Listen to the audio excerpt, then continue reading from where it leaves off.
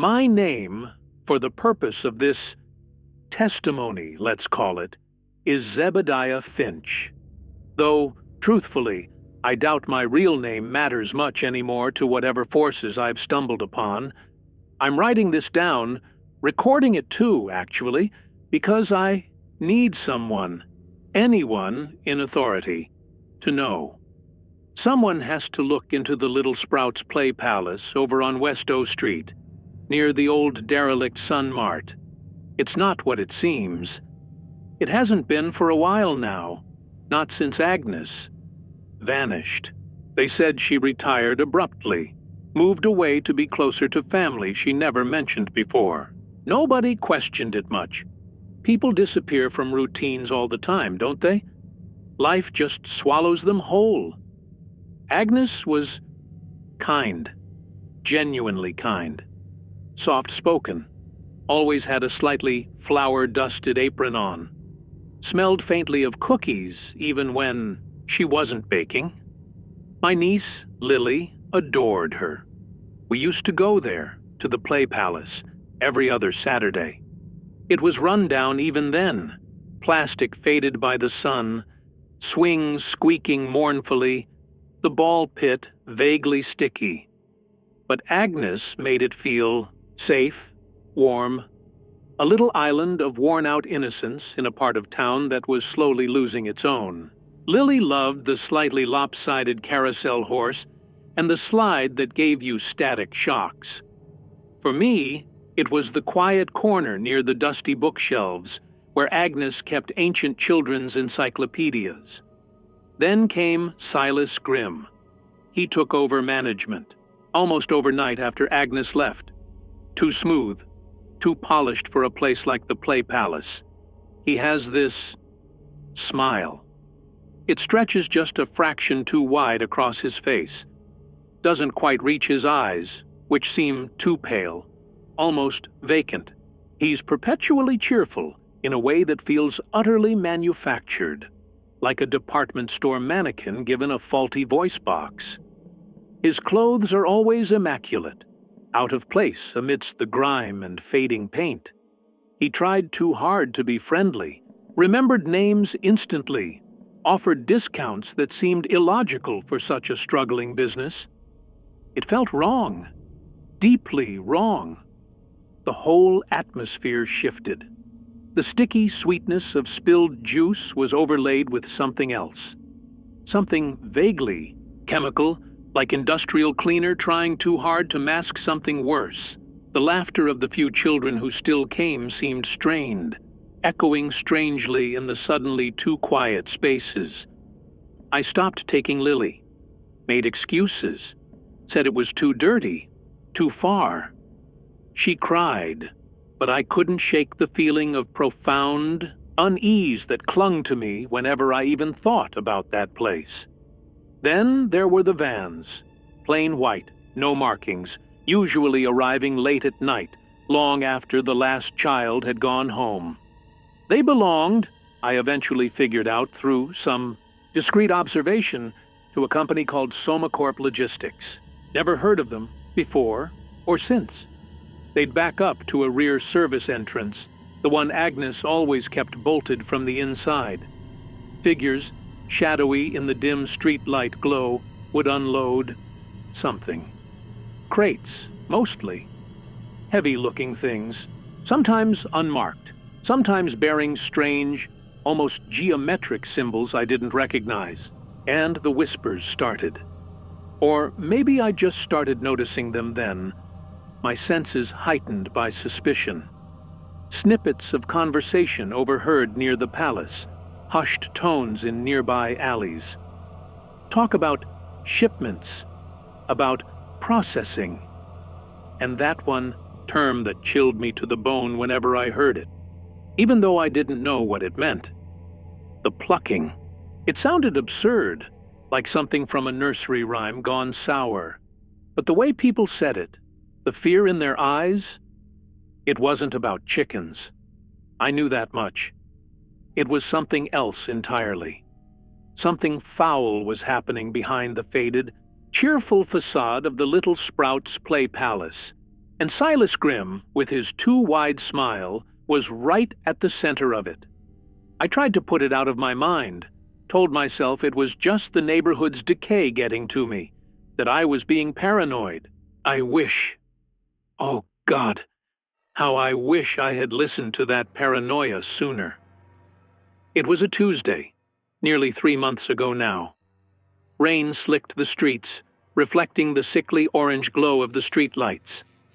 Lily had left her favorite stuffed rabbit, a threadbare thing named Captain Hoppity, at the Play Palace the last time I'd reluctantly taken her, weeks before Agnes vanished. She'd been inconsolable, and after weeks of pleading, I finally broke. I told my wife I was running out for milk, a flimsy excuse, but she didn't question it. Guilt gnawed at me, but the thought of Lily's tear-streaked face was worse. I drove towards Westow, my knuckles white on the steering wheel, a knot tightening in my stomach with every block closer I got. The Play Palace was supposed to be closed. It was well past 9 p.m., but as I pulled up, hesitant, a single flickering fluorescent light hummed weakly inside the main entrance, casting long, distorted shadows. The cheerful cartoon sprout painted on the window looked demonic in the gloom. I almost turned back, told myself Captain Hoppity was just a toy, replaceable. But then the side service door creaked open, spilling a rectangle of that unnerving interior light onto the wet pavement. And Silas Grimm stepped out. He didn't seem surprised to see me. His smile widened, that unnerving, fixed crescent. "Mr. Finch, Zebediah."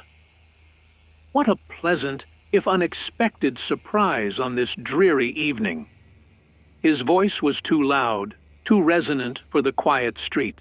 He carried an umbrella, though he wasn't using it, just holding it like a prop. "Lost something, have we? Little Lily missing her fluffy companion?" How did he know? I hadn't mentioned the rabbit. My blood ran cold. "Yeah," I stammered, my voice barely a whisper. "Captain Hoppity, Lily's rabbit. She must have left it." "Ah, Captain Hoppity, a noble creature indeed."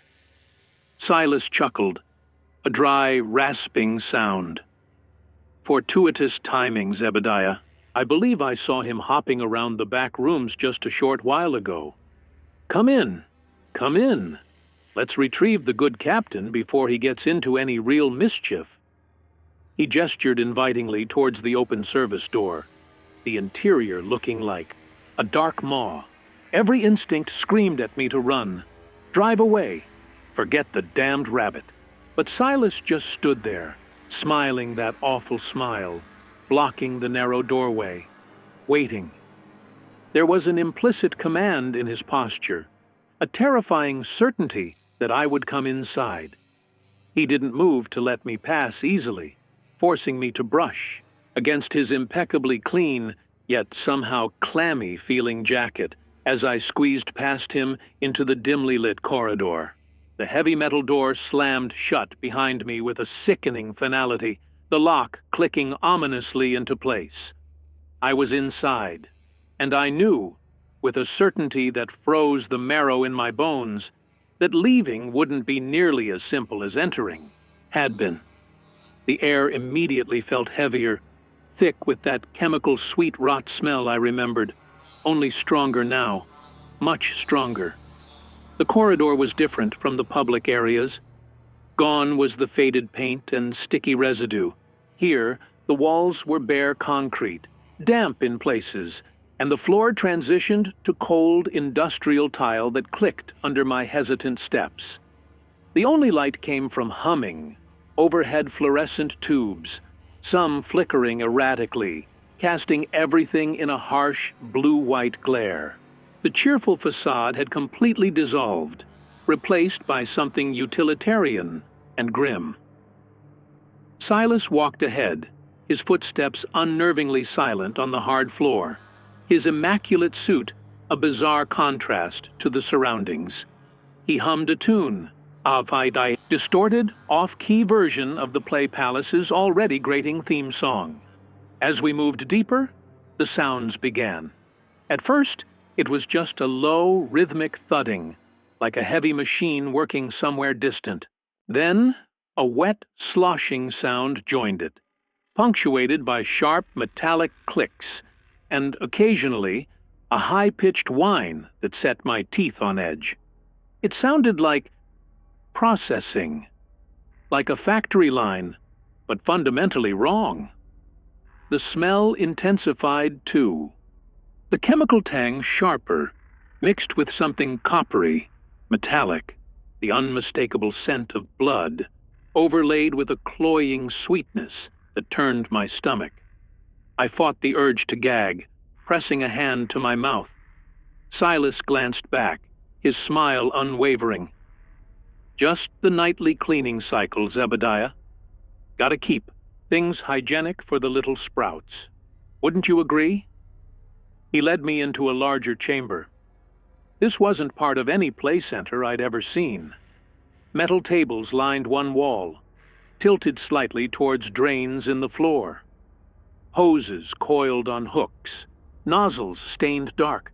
Strange contraptions stood in the center, things that looked like modified industrial presses, repurposed saws with unnervingly fine blades, and large stainless steel vats humming with internal mechanisms. It looked like a slaughterhouse, designed by a mad surgeon. My eyes darted around, trying to make sense of it, trying not to make sense of it. Then I saw the crates again, stacked haphazardly. Not cardboard this time, but heavy-duty plastic or metal, some dented, some stained with that dark viscous liquid I'd seen leaking before. They bore those same weird symbols, interlocking, circles, jagged lines, things that felt both corporate and occult. A low sound, a sort of muffled scrape or whimper, emanated from one near the bottom of a stack. My heart hammered against my ribs. "The rabbit?" I asked, my voice trembling. Silas chuckled again. "Patience, Zebediah. We must be thorough." Sutter Trontanait Sate. He gestured towards a heavy steel door at the far end of the room, different from the service entrance. As we approached, I saw a small barred window set into it, like one on a cell door. Just before we reached it, my foot caught on a loose floor grate. I stumbled, catching myself on the cold wall, and my eyes were drawn down through the metal slats. For a fraction of a second, I saw it. Not a rabbit. It was pale, fleshy, unmistakably human skin, streaked with grime and something darker, and an eye, wide, unblinking, staring up into the darkness below the grate, before it was abruptly obscured. I recoiled, bile rising in my throat. I looked up, gasping, to find Silas watching me, his expression unreadable behind the fixed smile. And he wasn't alone. Standing silently beside him now were two figures clad in brightly colored but disturbingly stained mascot costumes. One was a grinning, wide-eyed blue bear, the other a yellow duck with vacant black button eyes. Their smiles were painted on, permanent and grotesque. The fabric was matted, ripped in places. They were utterly silent, utterly still, radiating a profound sense of wrongness. I recognized the lanky frame inside the duck suit. It was the pimply teenager who used to work the counter sometimes before Agnes left. These were the Saurosaurs. "You seem troubled, Zebediah," Silas said, his voice soft, almost soothing, which only made it more terrifying. "Saw something you weren't meant to, perhaps? Down through the grate?" He didn't wait for an answer. "It's merely part of the process, the plucking. A necessary harvest, you understand. Waste not, want not." We extract what is valuable, process the rest. Efficiency is key in any SomaCorp operation. He tilted his head. You understand efficiency, don't you, Zebediah? You're always so prompt. He knew my name. He knew about Lily's rabbit. Now he knew I'd seen something. Panic surged. I didn't see anything, I lied, my voice cracking. Just looking for the rabbit. Silas stepped closer, the Sorosores, flanking him like distorted, silent bodyguards. Oh, I think you did. But that's all right. Secrets are safe with us, as long as they remain secrets. He reached out, his touch surprisingly cold, and plucked the cheap plastic keychain shaped like a rocket ship from my car keys dangling from my belt loop. A little souvenir? For Lily, perhaps. Or maybe just a reminder. For you. A reminder of the importance of discretion. The threat hung heavy and unspoken in the foul air. The Sorosores' painted smiles seemed to widen. Silas held my gaze for a moment longer, his pale eyes boring into me from behind the cheerful mask of his face, the plastic rocket ship keychain dangling mockingly from his fingers. Then, with that same unnerving, too-wide smile, he simply nodded towards the heavy steel door I hadn't come through. Well, Zebediah, it seems Captain Hoppity has hopped off elsewhere tonight. Perhaps another time? The exit is just this way. Do be careful on your way out. The Sorosores shifted, almost imperceptibly, clearing a path. Their silence was more terrifying than any shout could have been. My legs felt like lead, but pure animal terror propelled me forward. I stumbled through the doorway, expecting a hand on my shoulder, a blow to the back of my head, but nothing came. I found myself in another short, grimy corridor that led directly back to the side service door I'd entered through. It was unlocked now. I fumbled with the handle, my hands shaking uncontrollably, pushed it open, and practically fell out onto the wet, slick pavement outside. The cold night air hit my face, thick with the smell of rain and damp asphalt, a welcome relief from the cloying stench inside. But I could barely breathe. I choked back a wave of nausea, leaning against the rough brick wall, gasping for air that felt suddenly too thin. I scrambled back to my car, my heart pounding like a drum against my ribs. My keys were still in my hand, minus the rocket ship. I jammed the key into the ignition, the engine sputtering to life with agonizing slowness. As I slammed the gear shift into reverse, my eyes flicked to the rearview mirror. The service door was closed. Silas and the Sorosores were gone, vanished back into the bowels of that horrific place. I peeled out of the parking spot, tires squealing on the wet asphalt, not caring who heard.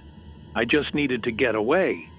Driving home was a blur of panicked glances in the mirror, imagining headlights following me, seeing sinister shapes in every shadow. I ran every red light, my breath coming in ragged gasps. But the real climax, the true freezing point of my terror, came later. Maybe it was the next night, maybe 2 nights later. Time had lost its meaning.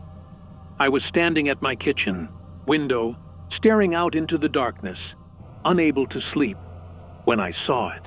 Parked silently at the end of my quiet suburban cul-de-sac, under the halo of a distant streetlight, was a plain white van.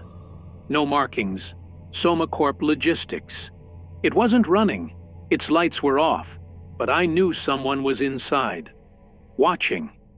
It sat there for what felt like an eternity, maybe an hour, maybe more. A silent, looming promise of the threat Silas had made. Then, just as silently as it appeared, it pulled away and disappeared into the night. The next morning, tucked neatly under my doormat, was a single, pristine white feather. It wasn't a chicken feather. It looked too perfect, almost artificial, yet disturbingly organic. It was a message. They knew where I lived. They could reach me. They could reach my family. The plucking wasn't just a threat confined to that building. It could follow me home. The escape hadn't been an escape at all. It was just a temporary reprieve. The game was still on, and I was trapped on their board. That feather, small and innocuous, was the coldest, sharpest point of the horror. The moment I knew the nightmare wasn't over. It was just beginning. The weeks that followed were a living hell, a slow descent into paranoia and sleeplessness. Every creak of the floorboards, every unexpected noise outside sent jolts of adrenaline through me. The smell, that awful, lingering mix of chemical sweetness and decay, seemed to cling to my nostrils, triggered by the most mundane things. Cleaning supplies, overly sweet air fresheners, even just the damp earth after rain. I stopped eating anything remotely sweet. The mere thought of ice cream, especially pistachio, brought bile to the back of my throat. My reflection in the mirror showed a hollow-eyed stranger, aged years in mere weeks. I tried to confide in my wife, Sarah. At first, she thought I was overworked, stressed, maybe even having some sort of breakdown. She listened patiently, patted my hand, suggested I see a doctor. But as I stumbled through the details, Silas Grimm's dead eyes, the stained sorcery costumes, the rhythmic thump, thump, thump and wet grinding sounds, the glimpse through the grate, the impossible feather, she saw the raw, unfeigned terror in my eyes. Her skepticism melted away, replaced by a shared, chilling fear. She started double-checking the locks at night, peering through the curtains before opening the door. The fear was contagious. Together, we tried to find anything online about Somacorp Logistics or the Little Sprouts Play Palace. It was like hitting a digital brick wall. Somacorp had a bare-bones corporate registration, no listed services, no public contracts, just an anonymous P.O. box address in another state. The Play Palace barely registered. Just a few old, defunct directory listings under Agnes's name. It was as if they existed in a vacuum, shielded from scrutiny. The police website had no reports matching Agnes's disappearance. It felt like shouting into the void. The anonymous tip became our only recourse, a desperate flare shot into the darkness. It was Sarah's idea, actually.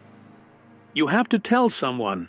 Zebediah," she'd urged, her voice tight with fear but also resolve. "Even if they don't believe you at first, even if it's anonymous, you have to try." So, late one night, fueled by stale coffee and sheer terror, I wrote it all down, poured every horrifying detail onto the page. Silas, Somacorp, the Saurosaurs, the crates, the sounds, the glimpse, the feather, the van, and the chilling finality of the plucking. I included the address, the approximate dates, everything I could remember, hoping against hope it would be enough. I bought a handgun, learned how to use it, cleaned it obsessively, kept it loaded under my side of the bed. We upgraded the home security system, installed motion sensor lights that bathed the yard in harsh white light at the slightest disturbance. I varied my route home from work every day, constantly checking my rearview mirror, jumping at every white van I saw. We considered moving, but the fear whispered that it wouldn't matter. They knew who I was. They could find me anywhere. I dropped the thick envelope containing my testimony into a public mailbox miles from my home, feeling a strange mix of relief and intensified dread. Was it enough? Would they believe an anonymous rambling account from a terrified man? Or would it be dismissed as the ravings of a lunatic? Months have passed now. There's been no word, no news reports, no police raids that I know of. The little Sprouts Play Palace still stands, looking just as dilapidated, though I haven't dared drive close enough to see if Silas Grimm still manages it. Sometimes, late at night, when the wind whistles just right, I think I hear a faint, distorted melody drifting through the air, the corrupted theme song of that terrible place. Sometimes I see movement in the deep shadows at the edge of my vision, shapes that seem just a bit too tall, with smiles that are a little too wide. I don't know if the plucking is real, or if it was all an elaborate, cruel psychological torture. I don't know if they're still watching. I don't know if this letter will ever be taken seriously. All I know is the fear, and the certainty that whatever happens in places like the little Sprouts Play Palace, under the benign smiles of men like Silas Grimm and the vacant stares of the Saurosaurs, it's a horror that logic can't touch, and from which there might be no true escape. You just have to hope they haven't decided it's your turn to be plucked yet.